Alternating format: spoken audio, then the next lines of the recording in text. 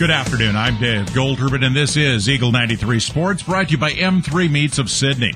Phil Jackson is coming back to North Dakota this summer for a visit. He'll be heading to Grand Forks and the University of North Dakota.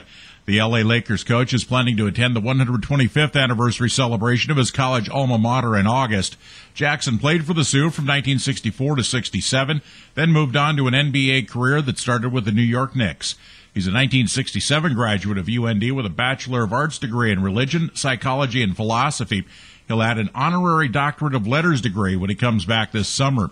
The school plans to award that on August 25th. North Dakota State University has hired their new head women's basketball coach.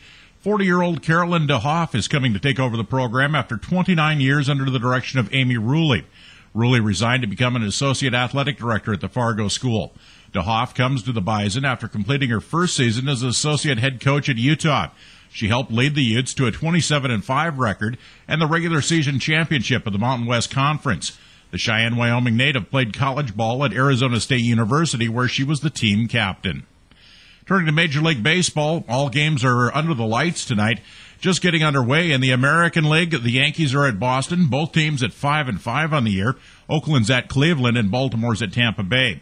Starting at 6:05, Toronto's at Texas, Minnesota's at Kansas City. A win would bring the Twins to 500.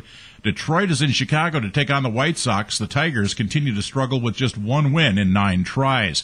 And at 8:10 tonight, Los Angeles is at Seattle. Over in the National League, just getting underway, the Cubs are at Philadelphia. The Cubs are off to a 6-3 start on the young season. Cincinnati's at Pittsburgh, and Milwaukee takes on the Mets at Shea. Coming up, Atlanta's at Washington, Florida's at Houston, and Colorado's at Arizona. Well, in late games out on the coast, San Francisco is hosting St. Louis, and San Diego is at Los Angeles. Whether you need sausage for Sunday brunch, savory steak for Friday night feast, or barbecue beef from burger to brisket, you need to get to M3 Meats in Sidney. Clay and the gang can get you set up right with the finest cuts of meats, party trays, marinated meats, various flavors of broths and sausage.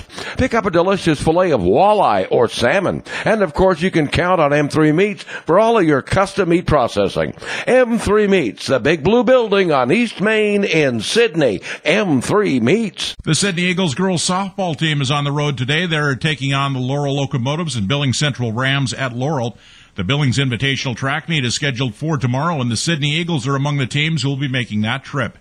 Ryan Newman has bounced back from getting penalized by NASCAR when it was found that his car was 1/8 of an inch too high.